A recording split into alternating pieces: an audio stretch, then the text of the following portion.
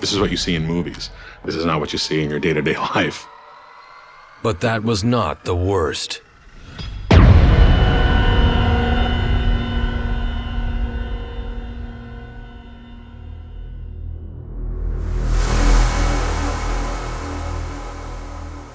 To be tortured every day.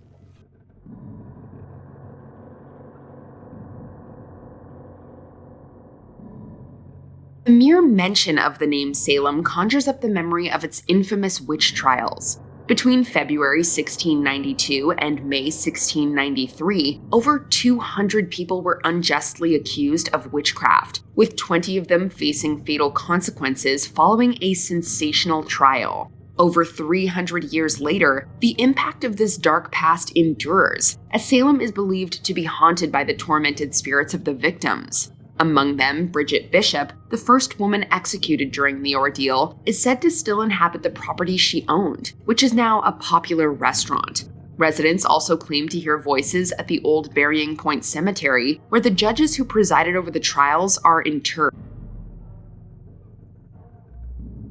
Begin in 1842, an aspiring young writer observed the following while living in Concord, and he said, "Houses of antiquity in New England are so invariably possessed with spirits that the matter seems hardly worth alluding to. Our ghost used to heave deep sighs in a particular corner of the parlor and sometimes rustled paper as if he were turning over a sermon. Once, while friends were talking with us in the twilight, there came a rustling noise as of a minister's silk gown, sweeping through the very midst of the company so closely as to brush against the chairs." That young writer was Nathaniel Hawthorne, and the house in which he experienced these mysterious hauntings is today known as the Old Manse. Martha Hunt, and she was a young school teacher here and a neighbor to the Hawthornes. And she was she didn't, and this is so interesting, today in our society, we don't think much about this anymore. She didn't want to get married, and she didn't want to be a school teacher. So that didn't really leave her a lot of choices in the 1840s. So she walked one morning into the river, and she never came out again. Hawthorne was called upon with a group of men to help find and recover Martha's body, just like any search party that you'd see today. And here I'd like to read a little of his unforgettable description of that event. "I never saw nor imagined a spectacle of such perfect horror. The rigidity was dreadful to behold. Her arms had stiffened in the act of struggling and were bent before her with the hands clenched. She was the very image of a death agony. As soon as she was taken out of the water, the blood began to stream from her nose. Something seemed to have injured her eye, too. Perhaps it was the pole when they first struck the body. The complexion was dark red, almost purple, and her hands were white. Two of the men got into the water and began to wash away the blood from her face, but it flowed and continued to flow, and an old carpenter who seemed to be skillful in such matters said that this was always the case, and she would continue to purge, as he called it, until her burial. He said, too, that the body would swell by morning so that nobody would know her. If she could have foreseen, while she stood at 5 o'clock that morning on the bank of the river, her maiden corpse and how it would have looked 18 hours afterwards, it would surely have saved her from this deed. So horribly did she look that David Buttrick, one of the search party, absolutely fainted away and was found lying in the grass perfectly insensible." This image so haunted Hawthorne that he wrote pages and pages about it in his personal journal, about 12 pages in total. And later, he used the memory in his book, The Blithedale Romance, in describing the drowning of Zenobia. I worked at the Old Manse for about 5 years. As many of you have probably been there, you know that it's one of the oldest houses in Concord. It was built in 1769 by the Reverend William Emerson. And he lived there with his family right up until April 19th, 1775. And then, of course, war broke out, and he went off to war, and he left his wife, Phoebe, with 5 children under the age of 8. just staying there in the old manse. And he died not 3 months later. He went off to be the chaplain in the First Continental Army up in New York. He caught dysentery, was making his way back home through Vermont, and that's why his body is not actually in Concord. He was buried by a local minister in Rutland, and there he lies to this day. But Phoebe went on, and she robbed the cradle, and she married this minister who was 10 years younger than she was, and it was quite the scandal. And Mr. Ripley came on, and they almost didn't confirm him into the church. They said, oh, he's so sickly and weak looking that we don't believe he'll make a very good minister. So they finally brought him in, and he lived until he was 90 years old. He was Concord's longest reigning minister to this day. So that is where the family comes from. It has stayed in the Ripley and the Emerson families right up until 1939, when it was sold to the trustees of reservations. But there have been some remarkable hauntings in the old manse, and we would have a lot of folk that would come through and visit, and they would say, oh, I don't believe in ghosts. And we had a fellow come in with his parents one day, and he pulled one of the tour guides aside, and he said, oh, who is that man that was in the period costume with like the little breeches on? And she said, oh, we don't have anybody here in costume today. And he said, no, he was right here in the hallway with me. He walked right past me. And she said, did he look like Mr. Burns from The Simpsons, the cartoon The Simpsons? And he said, well, yes, he did. And she said, oh, that's Mr. Ripley. He was the minister here for 60 years. And she said he turned completely white and said, but I don't believe in ghosts. And he had to go outside and spend the rest of the time in the car. So yes, so the manse is a wonderful place. I never felt as though it was anything creepy. There was definitely more going on there than met the eye, but it had a very warm and inviting presence about it. And if you haven't been on a tour in a while, I highly recommend. It is just a wonderful place to reconnect with history. Right? And so you have to kind of wonder with all of the hauntings at the manse, and you've got this really miffed soldier whose head has been missing for all these years. Is he there looking for Ami White? Give me back my head. I mean, he's got to be pretty upset about that. One of my least favorite jobs in working at the old manse was closing the manse at night. You were the only person there. They didn't have enough money to put 2 people on at the same time. Most of us were volunteers, so you would be stuck closing up the house. And as you can imagine, in a house that's that old, it's very creepy to be in there, and especially when there aren't any lights on and you're by yourself. And so we would always start at the top of the house and shut off the lights and work our way down. And the very last room we would come through was the kitchen, and that's where the office was, and we could lock up the house and leave. No matter how many times I ensured that every light was off in the old manse, I would look at top to bottom, yes, definitely off, off, off, off. I'd set the alarm, I'd go out to my car, I'd turn around in the parking lot, and there would be a light on. And it was usually the light in the attic, where we had both slaves were actually living at the manse, and then a lot of boarders who stayed at Harvard for a number of years. So the manse attic has a very populated history of all sorts of people coming in and out of there. But then you'd have to tramp back down in the mud, in the rain, in the parking lot, and go turn off the light again, and we never knew how it came back on. In 1635, as Europeans started living in Concord, they started dying here too, and were laid to rest in Old Hill Burying Ground, which is the oldest of Concord's 9 cemeteries. The word cemetery descends from the Greek and means sleeping chamber. And today, one of the most prominent tombstones in Old Hill belongs to a man whose body isn't even there. His name is the Reverend William Emerson, and I bet you can all guess who he's related to. George W. Bush. No, really, he's a direct descendant. But yes, this is also the grandfather of our famous Ralph Waldo Emerson. So on the morning of April 19th, 1775, during the chaos and the fighting, it's possible that the Reverend Emerson was the only witness to a brutal and a mysterious killing at the Old North Bridge. According to Emerson, one of the British regulars had been severely wounded and left behind, As he attempted to rise from the ground, a young man happened by who may or may not have been a Patriot soldier, and he struck the wounded redcoat violently on the head with a hatchet and then left the scene. The messy results of this action shocked the remaining British Army as they retreated to Boston. One soldier later recorded, "This act was a matter of horror to us all."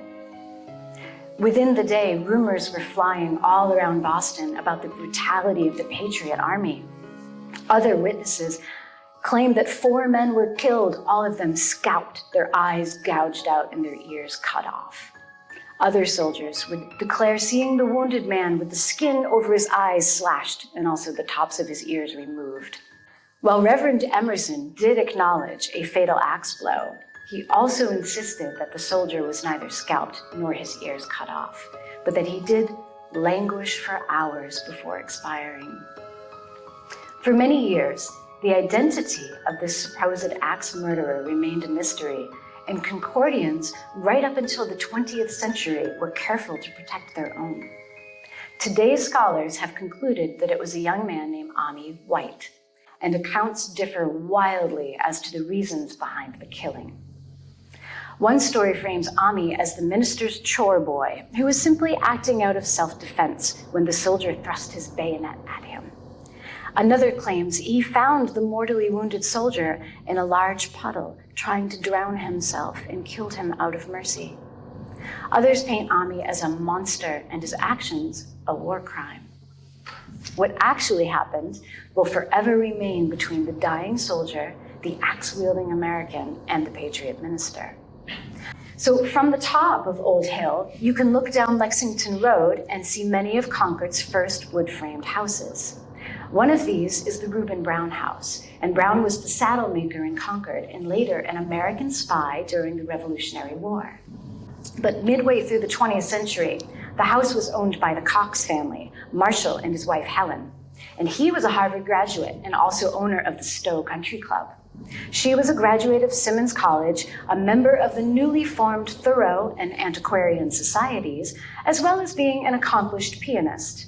It was assumed they lived a happy and charmed life. All of that came to an end in February of 1948 when a storm destroyed the roof of the country club and there was no insurance to replace it.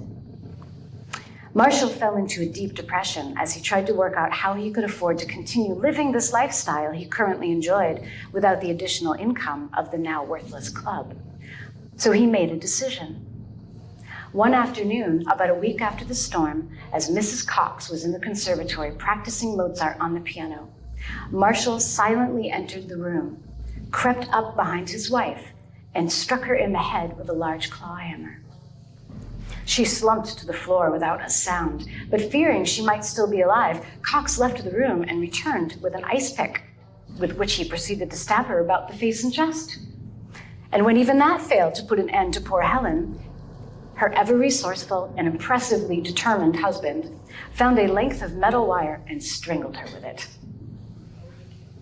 Convinced his gruesome task was finally completed, he immediately called the police and he said, "I have done a terrible thing. I have killed my wife." And the police arrived promptly to find Mrs. Cox in a pool of blood and still alive. There was nothing else to be done for Helen, however, and she died before the ambulance could arrive. Marshall was arrested, determined insane, and committed to the Bridgewater State Hospital. 2 years later, he himself died, but of more natural causes. So John goes on to say about the house, "The present owners knew nothing of the murder when they purchased the home in Concord, but in the autumn of 2001, apparently began to think something creepy was afoot. Sounds of rushing water in the night often woke them, and faucets would come on of their own volition. The door of the shower would open and close with no one in it. And strangest of all, when the gentleman of the house purchased 3 music CDs for his brother who came over to listen to them, incidentally in Mrs. Cox's music room, they opened each of the jewel cases to discover they contained not CDs, but water. The family has since become accustomed to living with what they call their water ghost." A little ways past the Reuben Brown house is the Benjamin Barron house. And Benjamin Barron was a shoemaker from Sudbury and also the owner of John Jack. He married a woman named Elizabeth, and the two of them and their family quietly lived out their days here in Concord. Elizabeth's childhood had been anything but quiet, however. One incident in particular stands out.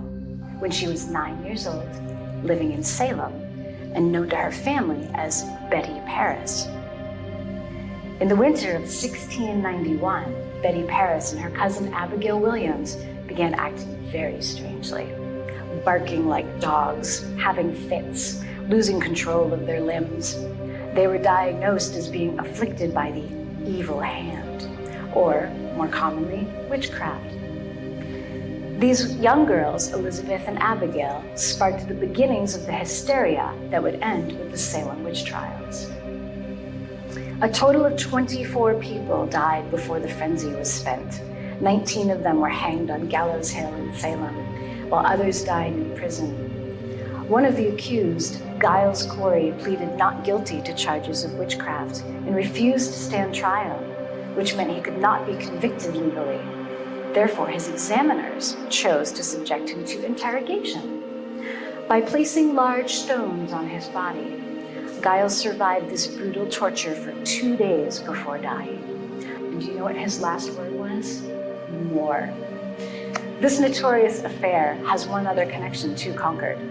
John Hathorne was one of the executors and judges during the witch trials, and the only one who never repented for his actions. John is also great-great-grandfather to our Nathaniel Hawthorne, and most likely the reason why Hawthorne changed the spelling of his last name. Hawthorne only owned one house during his entire life, and it was here in Concord. He lived up Lexington Road, just a few doors away from where Betty Paris lived out her life and died. Let's talk a bit about Ralph Waldo Emerson, and in particular, let's talk about the creepy visits he made to his dead wife and son. It turns out in 1832, a year after his first wife had succumbed to tuberculosis, Emerson wrote a single line in his journal, and he says, "I visited Ellen's tomb and opened the coffin." And 25 years later, he wrote this. 1857. This morning, I had the remains of my mother and my son Waldo removed from the tomb of Mrs. Ripley to my lot in Sleepy Hollow. The sun shone brightly on the coffins, of which Waldo's was well preserved. Now 15 years, and I ventured to look into the coffin. This was his son, little Waldo, who died when he was 5, and he was peeking into the coffin 15 years after he had died. But perhaps the reason why Emerson's peek at death remains so mysterious is due to his unusual brevity when recording it in his journal. But death was a bit more intimate then. We didn't go off to die in hospitals, but rather at home and surrounded by our family. This gave people an opportunity to observe the passing of life very closely and to notice smaller things that may escape us today. The following passage comes from Louisa May Alcott, and it was in her personal journal shortly after the death of her own sister. She writes, March 14, my dear Beth died at 3 this morning after 2 years of patient pain. With one last look of the beautiful eyes, she was gone. A curious thing happened, and I will tell it here, for Dr. G said it was a fact. A few minutes after the last breath came, as Mother and I sat silently watching the shadow fall on the dear little face, I saw a light mist rise from the body and float up and vanish into the air. Mother's eyes followed mine, and when I said, "What did you see?" she described the same light mist, and Dr. G said it was the life departing visibly. Let us talk about the Colonial Inn, which is known to be one of the most haunted buildings in Concord.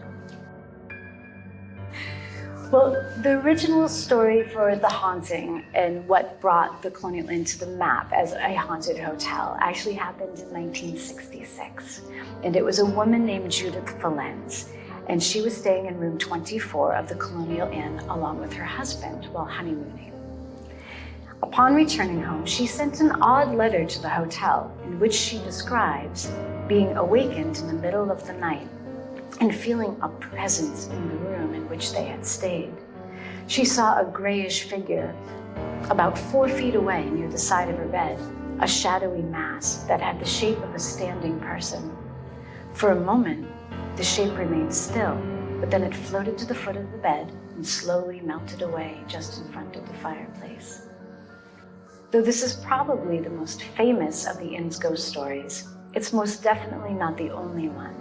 And given the building's rich history, that's hardly surprising.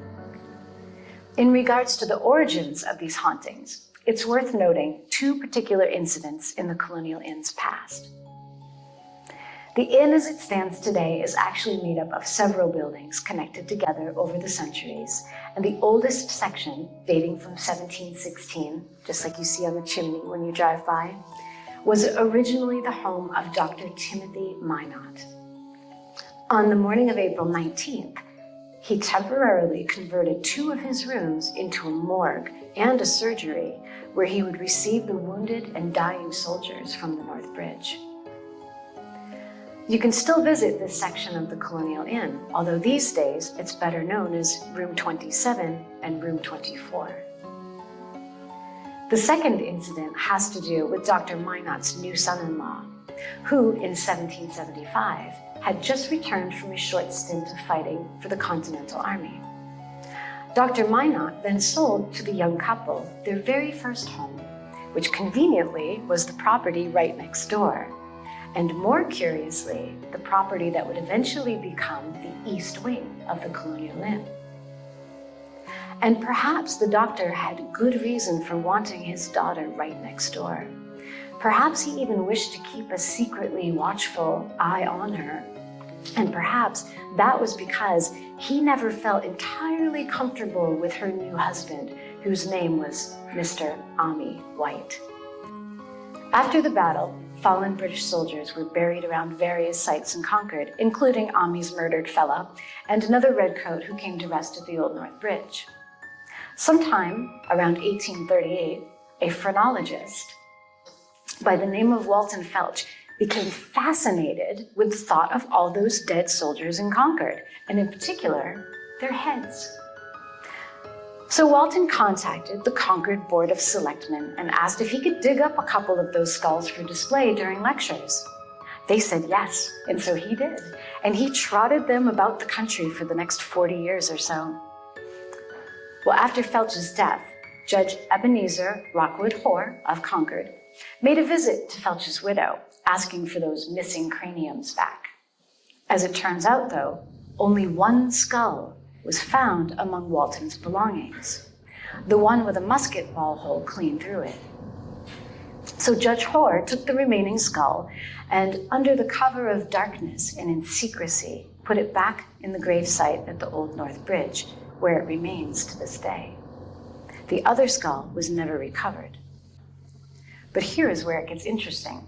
There are no surviving records that tell us where the skulls were taken from in the first place. Judge Hoare simply chose the gravesite he thought most likely to be missing a head.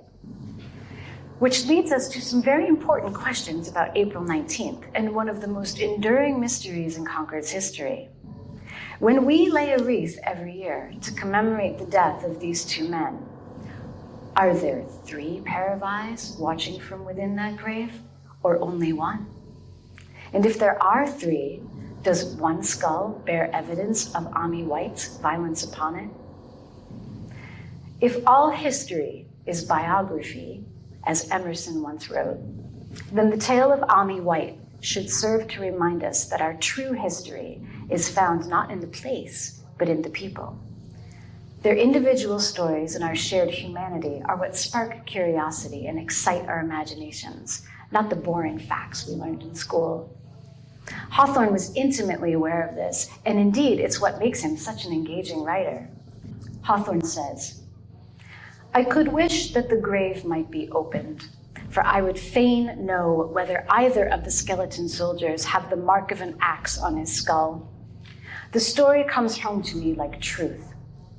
Oftentimes, I have sought to follow that poor youth through his subsequent career and observe how his soul was tortured by that blood stain.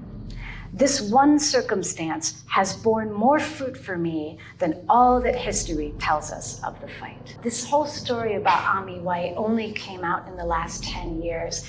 As late as the 20th century, Concordians were not saying the name of this person to sort of protect their own. And a few scholars, I would say Paul D. Ryan is the first person to really look into this. He's a local. And he talks about that gravesite in Lincoln where the soldier is buried. And he suspects actually that the heads that Walton Felch dug up came out of that Lincoln site. And so he suspects that there are now possibly 5 heads at the one over in Old North Bridge, and there are possibly none left in the gravesite you're talking about.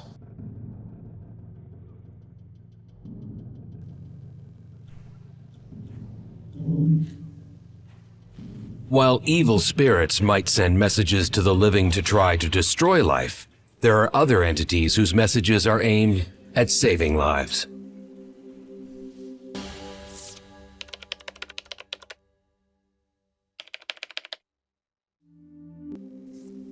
Paranormal Survivor 2, Robert's Phantom Fighter, story number 15, take 1.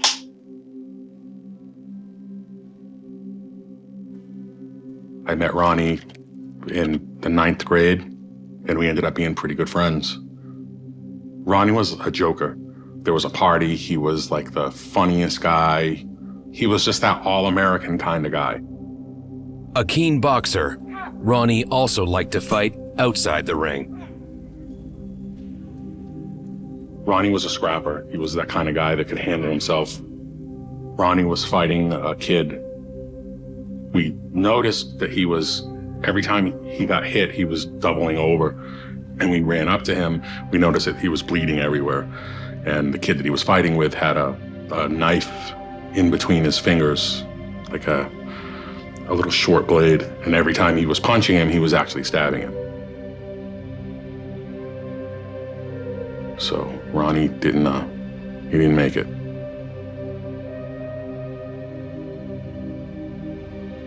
It was hard. It was hard. Ronnie dying was a hard hit. It's at that age, you're gonna live forever. And here's this guy that we all looked up to. 20 years later, a family emergency brought Robert back to his roots. My stepdad developed cancer, and to make it easier on my mom to help out, I ended up renting Ronnie's mother's old house because it's directly across the street from my mother's house. Robert had fond memories of the house, but strange things started to happen. My wife, she had come down to visit me, and she had brought her daughters with her. And so we were sleeping in the room.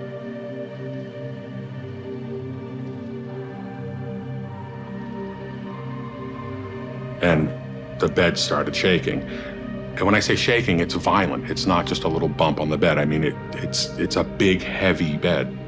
When I felt like the kicking of like the head, the footboard, it woke me up, and I was like freaked out. I was scared, and I woke Robert up, and I was like, I felt that. It just felt like when you opened your eyes, you would see someone at the foot of the bed, maybe hitting the bed, but there was never anyone there. The bed-rattling wake-up calls happened every night for weeks, each time at 3 a.m. I wasn't comfortable there at night. It was like scary.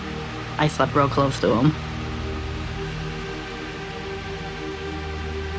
During the week, Robert was alone and had grown tired of being awoken at 3 a.m. I had worked a pretty long day, and I just, for some reason, I happened to fall asleep on the couch.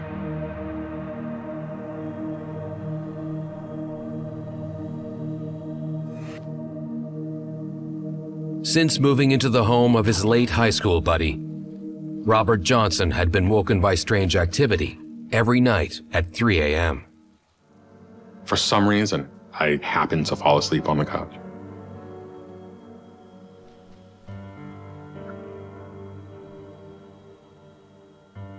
He didn't realize it at the time, but that decision saved his life.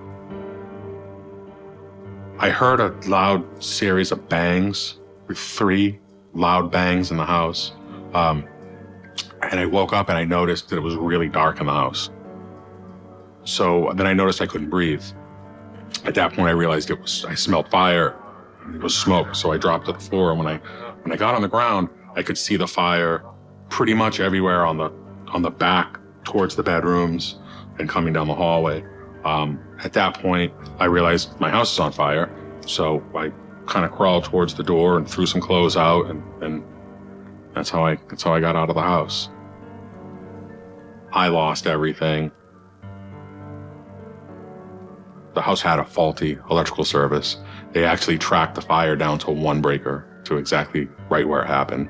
The fire inspector told me that if I would have slept in the bedroom, that I wouldn't have made it, because it went up so quick. He was pretty shaken up from the fire. He tried to, be strong and tough about it, but yeah, he was pretty shaken up about it. I had spoken to my sister, who also knew Ronnie. And she was like, oh my God. She was like, you've been being woken up at this time every night, Rob. That means something. And she was like, I think that it was Ronnie trying to get you out of the house. She said, I think that he was just getting you prepared to get up and go every night, 3 o'clock, to get you up and out and moving.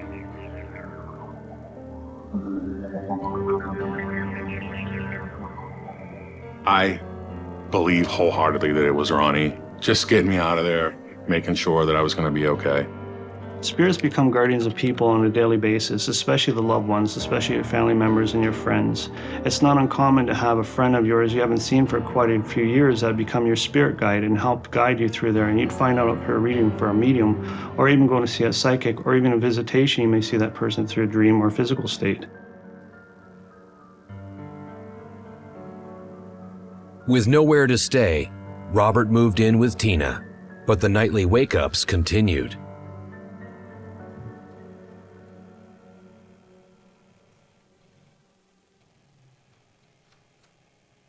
We would all sleep with our doors closed, and you could hear the doorknobs.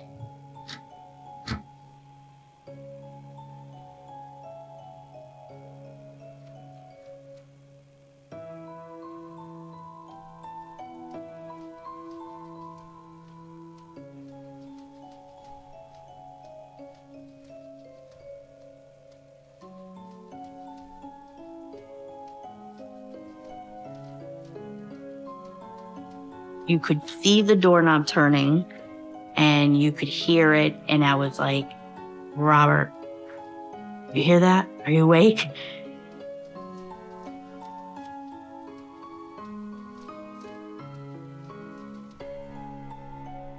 Sometimes at your door, you'd actually feel the door moving, which could be explained away. Maybe the window was open, but not the doorknob. There's no way the doorknob's gonna twist back and forth. And then the familiar terror returned.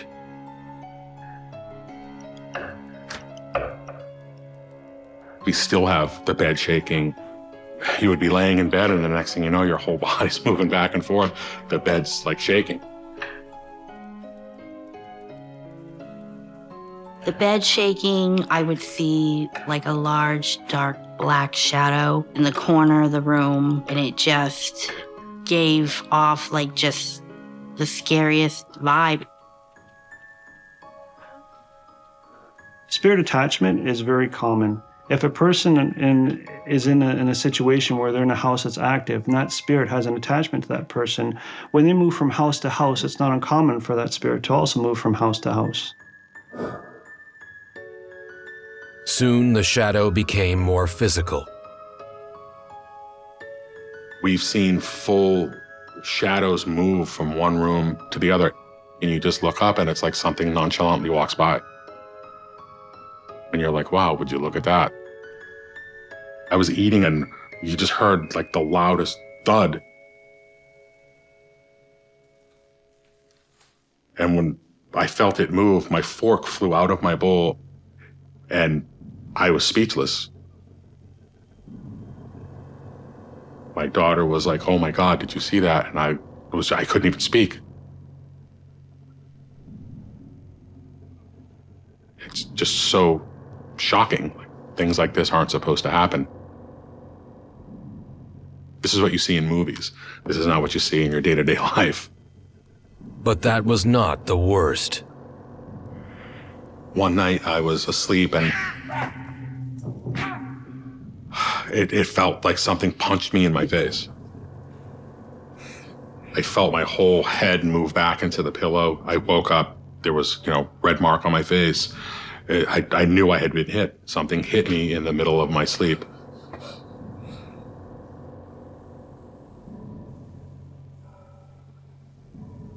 Why is this happening again? And my wife was just beside herself, like, I can't believe that all this is going on. We decided that we had to reach out to someone. There was just too much. I needed an explanation. I needed to know, how do you protect your family from something that you can't see, from something that you can't touch?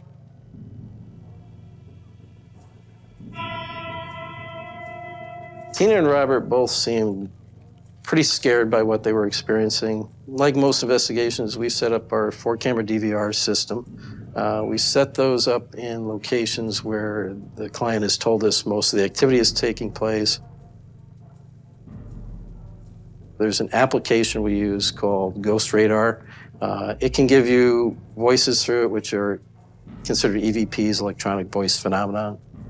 Spirits can try to use these things to communicate. I had no expectations. In one side of the coin, I wanted them to find something, and on the other side, I was like, this is just nonsense. What are they gonna find?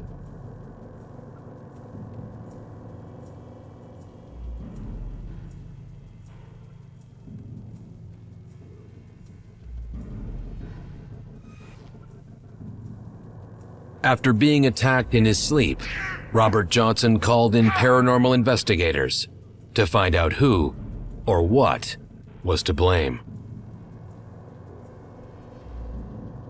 During the night investigation, we collected a lot of different data. One was a female voice. One was the voice of it sounded like a young girl or a young child. And another was a male voice.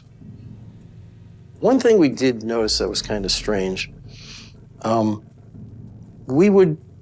of us would go into one room to do an investigation. We started asking some questions. And then we had another ghost radar device in another room, which we'd hear start talking that nobody was in. And it hadn't been talking all night. And then all of a sudden it starts to talk. So we wait a few minutes, we go in that room, and it would switch back to the other room. It was almost like it was playing a game with us. He was definitely able to confirm that things were really happening, that there was definitely spirits in the home.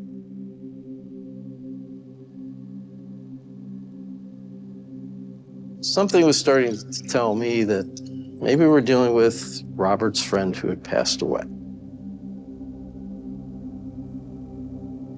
I just sat on the edge of the bed and just told Sarah I was going to meditate. And I did. I just closed my eyes and began to just meditate, and asking in my head, whoever might be there, show yourself to me or communicate to me.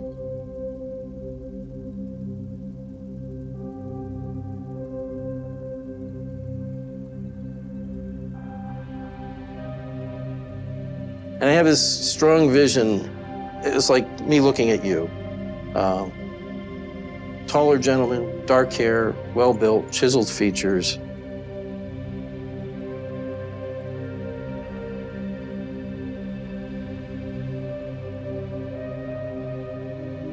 Jack rushed to tell Robert about his vision. I said, and he was wearing a light blue shirt and dark slacks. He goes, what did you just say?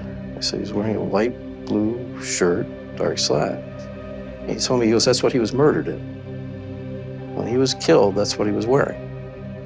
It was pretty crazy. And it was just, he was telling me these things and I just couldn't believe it. I was like, wow, it sounds like Ronnie.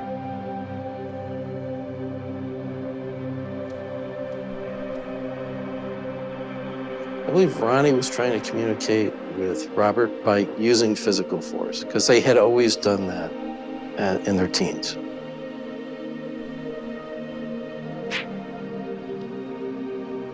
Always just hitting each other, fighting together. And I really think it was Ronnie who had hit him that night. It was the next morning before Jack completed his investigation. I did do a clearing of the house. And we did ask anything that was negative to leave. I did tell Ronnie he could stay. If he was there, he could stay because he's Robert's friend. And I knew he wouldn't be there to do any harm to Robert. I feel okay if Ronnie's there. Maybe he's making sure that things don't get too crazy. After Jack left, you felt that heaviness go away in the house. Didn't feel scary. You felt totally different in the house. And that was a good feeling, to have that heavy feeling go away. Do I think that Ronnie's still with me? Yes. Thanks for watching. Be sure to like, subscribe, comment, and share to keep fascinating content coming here at Nightmare Nexus.